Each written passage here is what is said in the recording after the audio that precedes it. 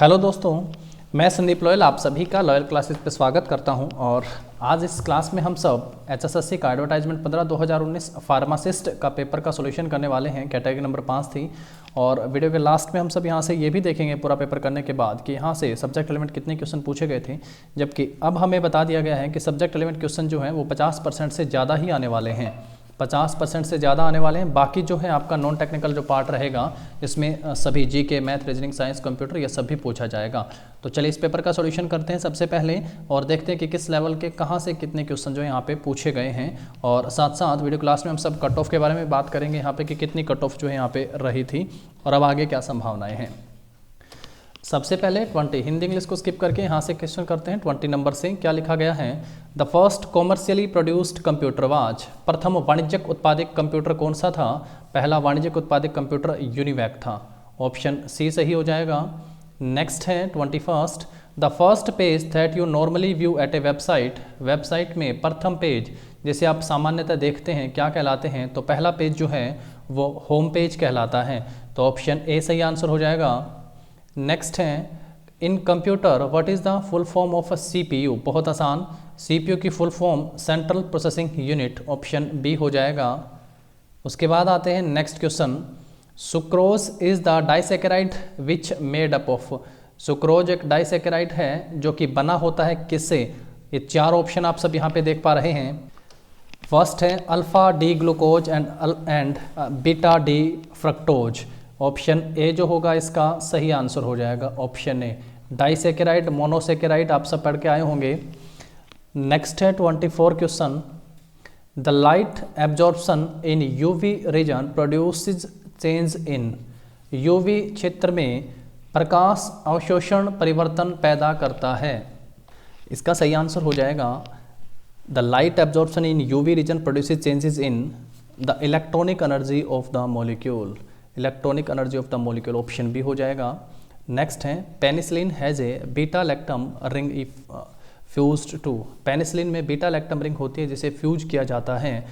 तो क्या सही आंसर हो जाएगा दोस्तों इसका थियोजिलिडीन रिंग, थियोजिलिडीन रिंग जो है इसका सही आंसर हो जाएगा। Penicillin has a beta lactam ring, जिस रिंग को क्या नाम दिया गया है थियोजिलिडीन, वल्ल्या हिंदी में कह दिया है, ऑप्शन बी इसका सही आंसर हो जाएगा। नेक्स्ट पे आते हैं इसके बाद, एडिशन बीमारी किसके कारण होती है। Addison disease is caused by, पहला ऑप्शन है थायराइड इनसफिशिएंसी के कारण, उसके बाद है एड्रेनोकॉर्टिल इनसफिशिएंसी के कारण, उसके बाद है डोपामाइन इनसफिशिएंसी के कारण और उसके बाद है एसिटाइलोकोलिन इनसफिशिएंसी के कारण। सही आंसर हो जाएगा यहाँ पे एड्रेनोकॉर्टिकल इनसफिशिएंसी, इसके कारण एडिशन बीमारी होती है, ऑप्शन बी। नेक्स्ट है the following hormone release from posterior pituitary gland, निम्नलिखित में से निम्नलिखित हार्मोन पश्च पिट्यूटरी ग्रंथि से निकलता है। GH, cortisol, testosterone, oxytocin. तो पिट्यूटरी ग्लैंड से जो है पोस्टीरियर पार्ट से ऑक्सीटोसिन निकलता है, तो ऑप्शन जो होगा डी सही आंसर हो जाएगा। नेक्स्ट इसके बाद है हमारा the following is the antipsychotic drug having phenothiazine ring, निम्नलिखित में फेनोथियोजिन रिंग युक्त एंटीसाइकोटिक दवा है। हेलोपेरिडोल, उसके बाद है क्लोरप्रोमाइजिन, फेनिटोइन और पिमोजाइड। सही आंसर हो जाएगा क्लोरप्रोमाजिन, क्लोरप्रोमाजिन, ऑप्शन बी। नेक्स्ट है the following is an example of prodrug, निम्नलिखित में से कौन सा प्रोड्रग का एग्जाम्पल है।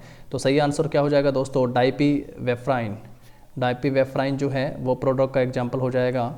उसके बाद है the volume of air can be breath out of forced expression after taking forced inspiration is called, बलपूर्वक सांस लेने के बाद बलपूर्वक निश्वसन द्वारा निकाली जा सकने वाली वायु की मात्रा क्या कहलाती है। Tidal volume, total lung capacity, vital capacity और फोर्स्ड एक्सपिरेटरी वॉल्यूम। सही आंसर हो जाएगा विटल कैपेसिटी, जीव क्षमता जिसको कहते हैं। नेक्स्ट है a solution that exert the same pressure with body fluid is termed as, एक घोल जो शरीर के तल पदार्थ के साथ समान दबाव डालता है क्या कहलाता है। पहला ऑप्शन है हाइपरटोनिक, दूसरा ऑप्शन है हाइपोटोनिक, पहला है हाइपर, दूसरा है हाइपो और तीसरा है आइसोटोनिक और उसके बाद है ऑल ऑफ दीज। तो सही आंसर हो जाएगा isotonic, a solution that exerts the same pressure with body fluid is termed as isotonic, option C. Next पे आते हैं इसके बाद the following vitamin is also known as antirachitic. Antirachitic vitamin के नाम से किसको जाना जाता है? तो vitamin A, B, C, D, 4 option है तो विटामिन डी हो जाएगा। नेक्स्ट आते हैं इसके बाद हरियाणा जीके से क्वेश्चन पूछे गए। अब तक ऊपर जो हमने पढ़े वो आपके सब्जेक्ट 11 क्वेश्चन थे, या यूँ कह सकते हैं कि डीपली साइंस से क्वेश्चन पूछे गए थे। टॉम्ब ऑफ इब्राहिम लोदी, किस शहर में इब्राहिम लोदी का मकबरा स्थित है? इब्राहिम लोदी पानीपत के पहले युद्ध में बाबर के हाथों पराजित होता है, सल्तनत काल का पहला ऐसा शासक था जो युद्ध स्थल में मारा गया था। तो इसका मकबरा कहाँ स्थित है दोस्तों? पानीपत में स्थित है, ऑप्शन बी हो जाएगा। नेक्स्ट है महेंद्रगढ़ का प्राचीन नाम क्या था? तो महेंद्रगढ़ का प्राचीन नाम कानोड़ था, ऑप्शन डी हो जाएगा। निम्नलिखित में से सही सुमेलित कौन सा है? राखी गढ़ी से राज मुकुट प्राप्त होता है, राजा का सोने का मुकुट जो है ये कुणाल से प्राप्त होता है, तो ये गलत हो गया है। जुते हुए खेत बनाड़ी से प्राप्त होते हैं। सबसे बड़ा सिंधु घाटी सभ्यता स्थल राखी गढ़ी हो गया है, तो इसलिए तो ऑप्शन डी सही हो गया, यानी कोई भी सही सुमेलित नहीं है। नेक्स्ट है हरियाणा का थानेसर किस राजा की राजधानी था? थानेसर राजधानी पूछा है दोस्तों, हर्षवर्धन, चंद्रगुप्त, स्कंदगुप्त, हेमचंद्र। तो हर्षवर्धन वंश की राजधानी रहा। हर्षवर्धन की राजधानी क्या था? थानेसर, जो 606 में गद्दी पर बैठता है, जिसने कन्नौज को भी राजधानी बनाया।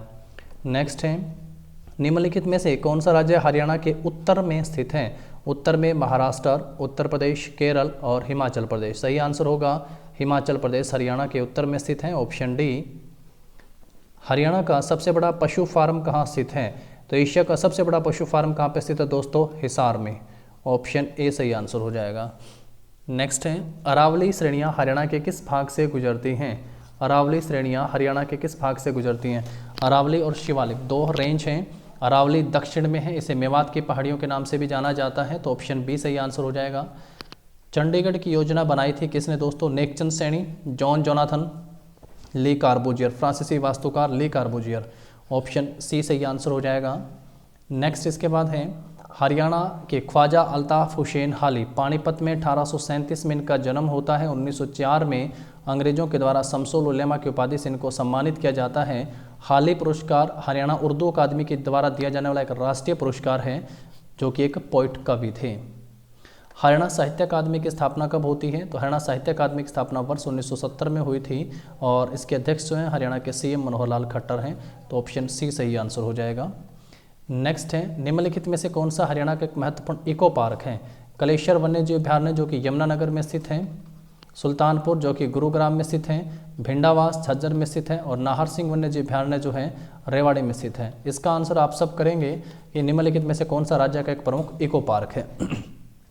नेक्स्ट है Haryana power generation corporation limited का गठन कब होता है? HPGCL, जब पहला विद्युत सुधार अधिनियम आता है, और इसी के तहत हरियाणा का बिजली बोर्ड जो है 2 भागों में बढ़ता है, एक वितरण और एक जनरेशन।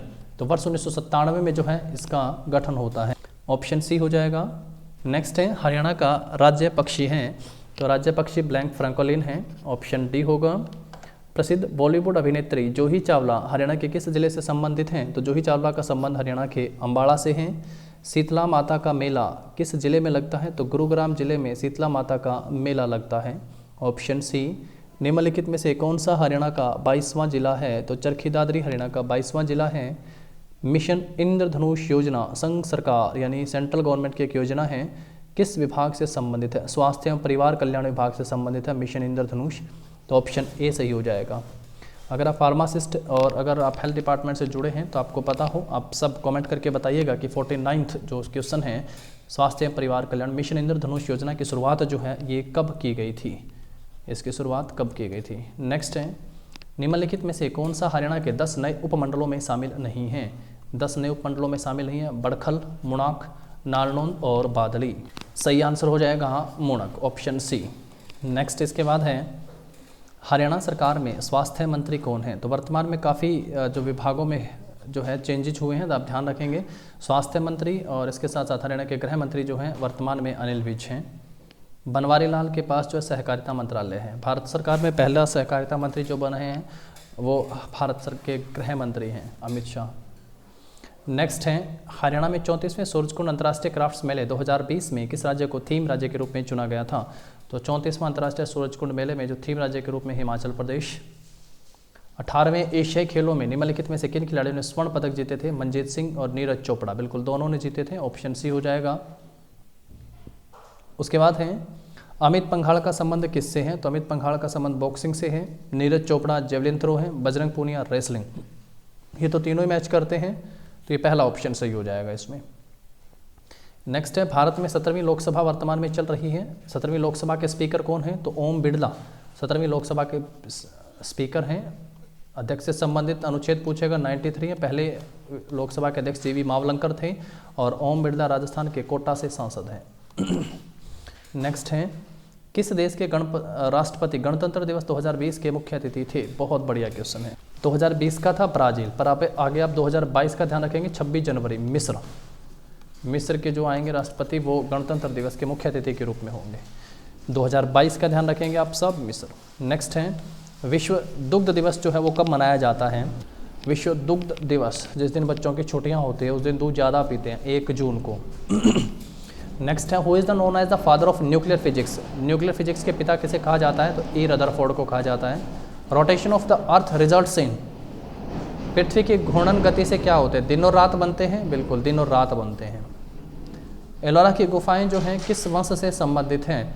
एलोरा की गुफाएं आप सबको पता है, एलोरा के कैलाश मंदिर का निर्माण जो है राष्ट्रकूटों ने करवाया था, कृष्ण प्रथम, तो राष्ट्रकूटों से संबंधित हो गई है। नेक्स्ट पे आते हैं, who wrote the book India wins freedom? India wins freedom पुस्तक जो है वो किसने लिखी? मौलाना अबुल कलाम आज़ाद की पुस्तक है इंडिया विंस फ्रीडम। कारों के हेडलाइट्स में कौन सा दर्पण लगा होता है? तो कॉन्केव लेंस लगा होता है कारों के हेडलाइट्स में।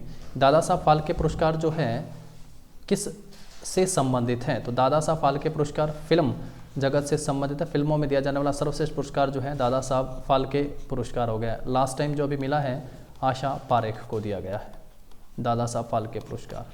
नेक्स्ट है, ऑफिस जाने के समय श्रेया ने दक्षिण की दिशा में ड्राइव किया, यानी दक्षिण की दिशा में ड्राइव किया, फिर उसने दाहिने ओर मोड़ लिया, दाएं ओर मोड़ लिया है, और फिर बाएं ओर मोड़ लिया है, तो फिर बाएं ओर मोड़ लिया है, और अंत में फिर बाएं ओर मोड़ लिया है। तो इस तरीके से मोड़ लिया है। अब वो किस दिशा के सम्मुख हैं? तो किस दिशा के सम्मुख है? तो अगर आप डायरेक्शन बनाएंगे तो इस साइड कौन सी डायरेक्शन हो जाएगी? वेस्ट, तो पश्चिम की तरफ हो जाएगा। बाकी डायरेक्शन का सवाल आप सब बहुत आसानी से इसको कर सकते हैं। अगर इसमें कोई एरर है तो आप सब कमेंट कर दीजिएगा, या फिर मैं ही चेक कर लूँ। श्रेया ने दक्षिण की दिशा में ड्राइव करा, नीचे की तरफ दक्षिण की तरफ गए हैं, उसके बाद दाईं ओर मुड़ते हैं, तो दाईं ओर मुड़े हैं, दाहिने मोड़ा, फिर बाएं, उसके बाद जो है लेफ़्ट साइड में मुड़े हैं, बाएं मोड़े हैं लेफ़्ट साइड में। देखो 3 बार बोर्ड है, एक बार दक्षिण में है, उसके बाद दाहिने मोड़े हैं, फिर बाएं हैं, और अंत में फिर से बाएं हैं, तो फिर से बाएं हैं। तो वह किस दिशा के सम्मुख रही हैं? Which direction did the face at the end? अंत में जो है उनका फेस किस दिशा में है? ठीक है, आप समझ गए हैं किस दिशा में फेस है। बाकी आप सब यहाँ से काट लेंगे ना। एक बार नीचे साउथ की तरफ है, उसके बाद जो है राइट है, उसके बाद लेफ्ट है, तो नीचे की तरफ आएगा। इस साइड राइट होता है, इस साइड लेफ्ट हो जाएगा, और लेफ्ट फाइनली जो टर्न है वो लेफ्ट की तरफ है, यानी फेस इस तरफ नहीं होगा, इस तरफ होगा। और इस साइड कौन सी है? ईस्ट है, पूर्व की तरफ होगा दोस्तों। ठीक है, ठीक कर लेना इसको। उसके बाद है यहाँ पे लिखा हुआ है 0, फिर M, फिर P और M, फिर PMN। तो उसके बाद आप समझेंगे PMNO, है ना। तो आगे से आगे एक अल्फ़ाबेट बढ़ता जा रहा है। फिर उसके बाद देखो Q आ गया है, उसके बाद R आ गया है। पहले 1 2 3 4, फिर यहाँ पे 5 अल्फ़ाबेट वाला ऑप्शन होगा, फिर ये 6 है, उसके बाद ये 7 हो गया है। तो और हुआ क्या है, देखो पहले अगर इसको O मान लेते हैं क्योंकि सारे अल्फ़ाबेट है, तो ये O है, तो O के बाद M आया, M, उसके बाद देखो M के बाद जो है O के से पहले इधर क्या आया? P आया है। अब M के बाद आगे क्या है? यहाँ पे N आएगा। M के बाद क्या है? N आया। फिर यहाँ से देखेंगे P से पहले क्या आएगा? P से पहले O P, और O P और Q आ जाएगा यहाँ पे। मतलब देखो O, फिर क्या लिखा? M, उसके बाद O के बाद यहाँ पे P, फिर M के बाद यहाँ पे N, फिर P के बाद Q, फिर M N, उसके बाद क्या आएगा? O, O P Q, उसके बाद क्या आएगा? R M N O। इस तरीके से ये सीक्वेंस एक बार इधर बढ़ते जा रहे हैं, एक बार इस साइड बढ़ते जा रहे हैं। तो इसके हिसाब से Q तक है, Q P से ऑप्शन ये स्टार्ट है, ऑप्शन ए हो जाएगा। उसके बाद देखेंगे P to P, R for R, V 8 V। तो P देखो आप सब O 15 पे, P 16 पे, R 18 पे, R 18 पे आ रहा है। उसके बाद हमारे हिसाब से 16 2 18 और 2 20 नंबर पे आना चाहिए, 20 पे T आना चाहिए, और उसके बाद U, और ये 22 पे V आ रहा है, यानी T आएगा। तो T वाली सीरीज होगी 2 4, फिर बीच में 6 आना चाहिए क्योंकि यहाँ पे 8 हो रहा है। तो T 60 हो जाएगा, P 16 पे, R 18 पे, T 20 पे, V 22 पे, 2 4 फिर ये 6 फिर ये 8, तो ऑप्शन 1 हो जाएगा सही आंसर। नेक्स्ट है उस शब्द का चयन करें जो अलग है। रविवार, सोमवार, मंगलवार डेज है, तो ये सही हो जाएगा, ये अलग है इनसे, मिड डे। नेक्स्ट है 30 विद्यार्थियों के कतार में जीत बाएं से 20वें स्थान पर है। इस तरीके से एक लाइन है और जीत जो है ये राइट से 20 प्लेस पे है और स्वीटू दाएं से, स्वीटू जो है ये राइट से 23वें स्थान पर हैं। स्वीटू, जीतू बाएं से है, सॉरी जीतू लेफ्ट से हैं, जीतू लेफ्ट से हैं, इस साइड से 20वें स्थान पर हैं और ये इस स्थान से 23वें स्थान पर हैं। टोटल जो बच्चे हैं वो 30 हैं। अब आप एक की पोजीशन आप यहाँ से निकाल सकते हो, क्योंकि अब पूछा है उन दोनों के बीच में कितने हैं, दोनों के बीच में कितने बच्चे हैं। एक लाइन में यहाँ पे टोटल 30 हैं, तो जो जीतू है वो यहाँ पे सिट करता है और यहाँ पे इसकी पोजीशन जो है लेफ़्ट से अगर हम सब देखेंगे तो लेफ़्ट से इसकी 20वीं पोजीशन है और राइट से कौन सी पोजीशन है, 11वीं पोजीशन है। उसके बाद स्वीटू जो है वो राइट से कौन से स्थान पर है, राइट से 23वें स्थान पर है और इस साइड से फिर कौन से स्थान पर हो गया, 8वें स्थान पर हो गया है।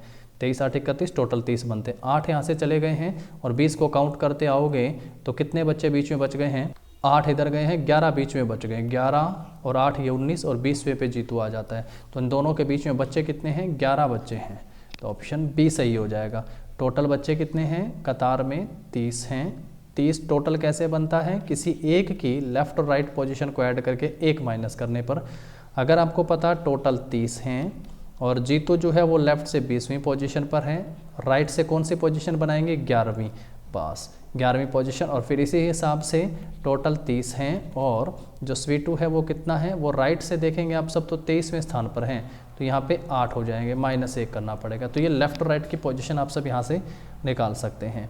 ये ब्लड रिलेशन का क्वेश्चन पूछा गया, ये आप सबके लिए है, वीडियो को पॉज करें, उस क्वेश्चन को निकालें कि क्या इस क्वेश्चन का सही आंसर होगा। 69 ब्लड रिलेशन का क्वेश्चन है। उसके बाद रीजनिंग है, GEMANT 1 2 3 4 5 6 लिखे हैं, तो MEANT का कोड यहाँ से क्या हो जाएगा, M का कोड कितना हो गया है, 3 हो गया है, E दूसरे नंबर पे है तो 2 हो गया है, A चौथे नंबर पे है तो 4 हो गया है, N जो है ये सेकंड लास्ट है 5 हो गया है और T जो है 6, 3 2 4 5 6, तो ये कोड होना चाहिए 3 2 4 5 6, ऑप्शन सी सही हो जाएगा। नेक्स्ट इसके बाद है, अगर A को 1 लिखते हैं, E को 5 लिखते हैं और गार्जी जो है इसको 45 लिखते हैं, तो जिगर को क्या लिखेंगे। यानी यहाँ से हमें बताया गया कि अल्फ़ाबेट का नंबर लिखा गया है, तो I 9 J 10 पे, J 10 पे, I 9 पे, G 7 पे, A 1 पे, R 18 पे, तो कितने हो जाएंगे, 9 और 1 10, 10 और 10 20, 20 18 38, 38 और 7 45, तो टोटल अल्फ़ाबेट ऐड करोगे तो कितना आंसर आएगा, 45 आ जाएगा। चलो दोस्तों नेक्स्ट पे आ जाओ। इसके बाद सहारा को ये लिखा जा सकता है, तो इसको क्या लिखा जाएगा, PQRS, S के बाद क्या आया, T आ गया है ना, S के बाद T है, तो यहाँ पे A के बाद B तो कोई भी ऑप्शन में नहीं है, मतलब ये वाला लॉजिक यहाँ पे बिल्कुल नहीं लगा हुआ है। तो कुछ और तरीका आपको यहाँ से देखना है, पर एक चीज़ देखिए आपने, यहाँ पे 1 2 3 बार A है और यहाँ पे 3 बार U लिखा गया है, यानी A का कोड जो है वो U हो गया है। H जो है अगर हम इसी पैटर्न को फॉलो करें, तीसरा अल्फ़ाबेट है, तीसरा अल्फ़ाबेट W है और R सेकंड लास्ट है, सेकंड लास्ट V है, तो ये W U U W U V U U W U V जो कि ऑप्शन 1 में दिया गया है। नेक्स्ट इसके बाद है, ये वाला सवाल बहुत बार पेपर में आया है, संख्या यानी √2 जो है वो क्या है, एक इर्रेशनल नंबर है, एक अपरिमेय संख्या है। यदि A और B अभाज्य संख्याएं हैं तो G C D A B क्या होगा, तो इन सब की मल्टीपल क्या हो जाएगा, यहाँ पे क्या लिखा हो, एक ऑप्शन हो जाएगा। इनको 2-4 थ्योरी बेस्ड क्वेश्चन दिए गए हैं यहाँ पे। यदि समीकरण का एक मूल 4 है तो K का मान क्या होगा, मूल यानी जो रूट होता है इक्वेशन का, उसको रखने पर आंसर 0 आता है, तो हम x की जगह रखते हैं 4, 4 का स्क्वायर 16 -4K +8 बराबर 0। ये 16 + 8 कितने हो गए हैं, 24, बराबर में कितना हो गया है यहाँ पे 4K। ये 24 को काटेगा 4 6 पे, तो K की वैल्यू कितनी आ जाएगी यहाँ से 6, तो ऑप्शन क्या होगा, C सही आंसर हो जाएगा। उसके बाद है इनका सॉल्यूशन करना है। ये सेट का दिया हुआ है क्वेश्चन, तो इसका आंसर आप सब बताइए 76 का। स्थिर जल में मोटर बोट की चाल 25 किलोमीटर। हम मान लेते हैं कि जो नाव है उसकी स्पीड x है और जो x है वो हमें दे रखा है 25 किलोमीटर प्रति घंटा। नदी में 60 किलोमीटर धारानुवर्त चलती है। It goes 60 kilometre down stream.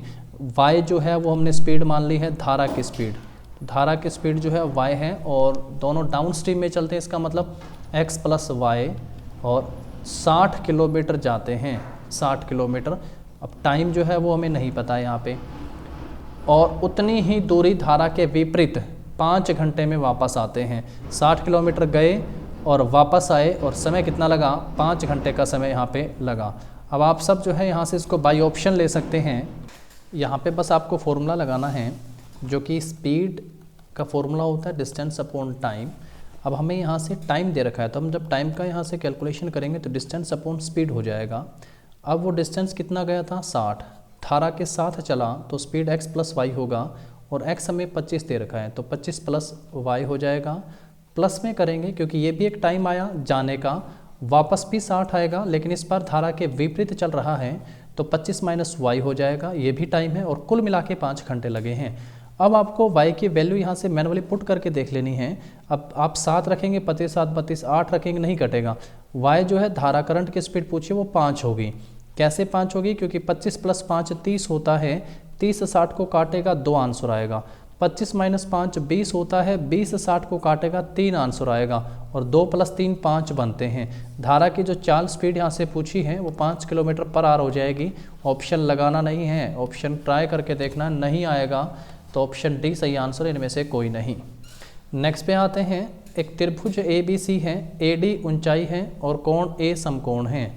इस तरीके से है ABC, और कोण A जो है वो यहाँ पे एंगल A मान लीजिए समकोण है ABC, और AD जो है एक हाइट इस तरीके से उसने दे रखी है। AB जो है वो √20 है। AB जो है वो कितना दिया, √20। BD जो है वो 4 है। तो CD की वैल्यू आपसे पूछी है, वैल्यू पुट कर देनी है यहाँ से। जैसे यहाँ पे B हो गया है, AB कितना हो गया है √20, और BD जो है वो कितना हो गया है दोस्तों 4, और हमसे पूछा है कि जो C और D है वो हमें यहाँ से कैलकुलेट करना है।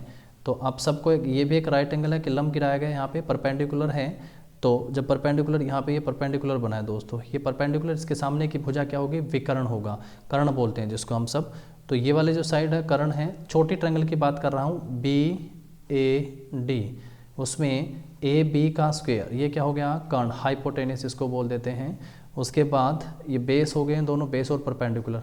BD इंटू में AD, क्या क्या दिया हुआ है, AB का स्क्वायर, √20 का स्क्वायर कितना हो जाएगा, 20 हो जाएगा। BD 4 इस साइड डिवाइड में आएगा, AD बच जाएगा। तो ये कितना आ गया AD, ये अंदर वाली भुजा कितनी आ गई है, 5 आ गई है आपकी। अंदर वाली भुजा दोस्तों कितनी आ गई, जिसको आप लोगों ने यहाँ पे कह दिया है 5 सेंटीमीटर या मीटर, जो भी इसकी इकाई रही है। अब इसको निकलने से, जैसे ही इसको निकलते हैं तो इससे कोई बहुत ज़्यादा बेनिफिट आपका नहीं होगा। अब आपको यहाँ से करना क्या है, एक कोरिलेटिव थ्योरम का इस्तेमाल करना। उसमें भी क्या होता है कि AB का स्क्वायर इज इक्वल टू क्या हो जाएगा, BC कंप्लीट, BC मल्टीप्लाई में क्या हो जाएगा, BD। बस यहाँ से आपका आंसर आएगा इस थ्योरम को। तो आप समझ सकते हैं कि सवाल जो थे मैथ में यहाँ पे अच्छे खासे पूछे गए थे। AB का स्क्वायर 20 हो गया है, BC आपको निकालना है यहाँ से, BD 4 इस साइड आएगा, ये इसको काटेगा 5, तो BC कंप्लीट 5 आया है, जबकि BD 4 था। तो DC कितना बचा, वो 1 बचा जो आपसे पूछा गया है। तो ऑप्शन ए सही आंसर हो जाएगा। उसके बाद नेक्स्ट है, किसी असंभव घटना की संभावना क्या होती है, the probability of an impossible event कितना हो जाएगा, 0। Option C, volume of a sphere with diameter 2 centimetre. तो स्फीयर जिसका गोला जो दे रखा है उसका आयतन क्या होगा, जिसका डायमीटर 2 सेंटीमीटर है। तो यहाँ पे आप सबको फॉर्मूला पता होना चाहिए, 4/3 पाई r की क्यूब, 4/3 पाई, और व्यास डायमीटर 2 है तो रेडियस कितनी हो जाएगी 1, और a की क्यूब तो 1 ही होगा, तो 4/3 पाई हो जाएगा, 4/3 पाई, यानी ऑप्शन ए जो होगा हमारा इसका सही आंसर होगा। नेक्स्ट है, इस तरीके से जोड़ते जाएं। ये AP का सवाल होता है, जैसे GP के सवाल होते हैं, वैसे n पदों का योग 288 है, 3 + 5 + 2 7 + 2 9, इस तरीके से जोड़ते गए। यहाँ पे SN का फॉर्मूला पता हो आपको, SN का formula n/2 2a + n - 1 × d होता है। n A N nth term होती है हमारी जो हमें यहाँ से निकालनी है। एस एन कितना दे रखा है 288, ये इधर क्या आ जाएगा मल्टीप्लाई में, एन हमें पता नहीं है, डिवाइड में 2 उधर ले गए हैं 2, ए होता है फर्स्ट, पहला पद क्या है 3 है, उसके बाद प्लस एन हमें निकालना है -1, इनटू में डी होता है इनका डिफरेंस, कॉमन डिफरेंस, 5 में से 3 गया 2 आ गया यहाँ से, तो इसको आप करोगे यहाँ से सोल्व तो 250 500 हो गए हैं, और अब कितने बचे 38 76 हो गए हैं, तो 576 हो गया है ये वाला, तो यहाँ से ये 6n हो गया है, प्लस में ये 2n को n से मल्टीप्लाई करवाएंगे तो 2n का स्क्वायर हो गया है, और इसको n से कराएंगे तो 2n हो गया है। ये कितना हो गया दोस्तों 2n का स्क्वायर, माइनस में 6n में से 2n गए हैं तो कितने n बच गए, प्लस के 4n बच गए हैं, और ये 576 इस साइड आ जाएगा, इज इक्वल टू में 0। इक्वेशन को थोड़ा छोटा कर लोगे, n square plus 2n minus में 288 बराबर में 0, एक क्वाड्रेटिक इक्वेशन बन जाती है इसमें। और अब आप n की जगह कोई भी वैल्यू रख सकते हो, यहाँ पे आप चाहते तो इसी इक्वेशन में n की जगह वैल्यू रख लेते और वहाँ से आंसर निकाल सकते थे। जैसे क्योंकि ये तो 2 की टेबल पे कटता नहीं है, तो मैं एक बार n की वैल्यू 14 और 16 में से रख के ट्राई कर लेता हूँ। जब n की जगह यहाँ पे 14 रखता हूँ तो 14 का स्क्वायर कितना हो गया दोस्तों 14 का 196, और प्लस में 14 दूनी 28, 288 नहीं बनेंगे, 16 का स्क्वायर रखते हैं, 16 का स्क्वायर 256, और प्लस का 2n 32, 288 बनते हैं। तो n की वैल्यू क्या आ जाएगी, ऑप्शन डी 16 जो है वो यहाँ से n की वैल्यू आ जाएगी, ऑप्शन डी सही हो जाएगा। नेक्स्ट पे आते हैं इसके बाद, which of the following represent hydronium ion, hydronium ion को रिप्रेजेंट करते हैं H3O positive, option D. Due to which property of metals school bells make sound on striking, धातु के किस गुणधर्म के कारण विद्यालय की घंटियां बजाने पर ध्वनि उत्पन्न होती है, सोनोरस, ध्वनिक गुणवत्ता होती है उनकी, मेटल से मेटल टकराएगा तो मेटालिक साउंड जो है वो प्रोड्यूस होती है, option B. Which of the following is always equal to angle of incidence in case of reflection, angle of incidence is equal to angle of reflection, refraction, polarisation और normal. सही answer angle of reflection हो जाएगा। Ohm's law के अनुसार electric potential difference across 2 point of a resistor is dash electric current following through them, तो Ohm's law के अनुसार जो पोटेंशियल डिफरेंस होता है V, वो हमेशा डायरेक्टली प्रोपोर्शनल होता है करंट के, तो क्या हो जाएगा directly proportional, option C. Next है, in which appliance heating effect of electric current is used, तो हीटिंग इफेक्ट किस में होता है, हीटिंग इफेक्ट का मतलब होता है जब किसी भी कंडक्टर में से बिजली पास करवाई जाती है तो वो गर्म हो जाता है, हीट होता है, जैसे कि हीटर में होता है आयरन, इलेक्ट्रिक आयरन जो होता है प्रेस होती है, हीटर में होता है electric room heater, water heater, तो ऑप्शन सभी हो जाएंगे ऑप्शन डी, तो हीटिंग इफेक्ट को फॉलो करते हैं ये। नेक्स्ट है, what is the direction of magnetic field line inside the bar magnet, दंड चुंबक के भीतर चुंबकीय क्षेत्र रेखाओं की लाइंस कहाँ से कहाँ होते हैं, तो दक्षिण से उत्तर की तरफ होती हैं, from south to north. Which organ stores urine in human body, kidney, uterus, urinary bladder में स्टोर होता है यूरिन। और उसके बाद है, पुराने जाइलम में संग्रहित रेसिन था गोंद, gene and gums store in old xylems are waste product of plant body, option A हो जाएगा। नेक्स्ट है, how do nerves tissues conduct information from one part of body to the other in human body, मानव शरीर के एक भाग से अन्य भाग तक तंत्रिका उत्तक किस प्रकार से सूचना संचार करते हैं, तो क्या हो जाएगा answer via electric impulses, option A सही आंसर होगा। तो दोस्तों ये बिल्कुल आंसर की के साथ 15/2019 का जो पेपर है ये लॉयल क्लासेस टेलीग्राम चैनल पे इसकी PDF जो है वो शेयर कर दी गई है। अभी हम सब यहाँ से देखते हैं कि लास्ट टाइम इसकी कट ऑफ क्या रही थी और वैकेंसीज़ कितनी थी। ये सब आप कैसे चेक कर सकते हैं, आप सबको सबसे पहले HSSC की वेबसाइट पे जाना है, और जैसे आप सब HSSC की वेबसाइट पे जाएंगे तो आपको रिज़ल्ट वाले सेक्शन में चलना है, क्योंकि आप रिज़ल्ट यहाँ से देखेंगे हम सब जहाँ पे, और रिज़ल्ट में आप सब पुराने रिज़ल्ट को यहाँ से कैसे सर्च कर सकते हैं। देखिएगा यहाँ से एडवर्टाइजमेंट नंबर है, तो एडवर्टाइजमेंट जो है वो 15/2019 है, और नेम ऑफ पोस्ट जो है वो फार्मासिस्ट है, तो फार्मासिस्ट आप यहाँ से सर्च करेंगे, और ये देखो फाइनल रिजल्ट आ गया कैटेगरी नंबर 5 का। यहाँ से आप चेक करेंगे टोटल 92 वैकेंसीज़ थी, अब तो वैकेंसीज़ भी अच्छी हैं इनकी, 170 के करीबन वैकेंसीज़ बताई गई हैं। जनरल की 32 पोस्ट थी, 76 पे कट ऑफ लगी है, इस पेपर की जो हमने अभी किया है, इस पेपर में वेटिंग 74 पे है, एससी की 68 कट ऑफ रही है, एससी की वेटिंग 66 रही है यहाँ पे। बाकी सब आप रिजल्ट अपना यहाँ से और वो जो पूरा डिटेल जैसे मैंने आपको बताया आप चेक कर सकते हैं। आप चैनल को सब्सक्राइब कर लीजिएगा और डेली कंटेंट वीडियो आप सबको यहाँ पे प्रोवाइड होगी। Thank you and all the best.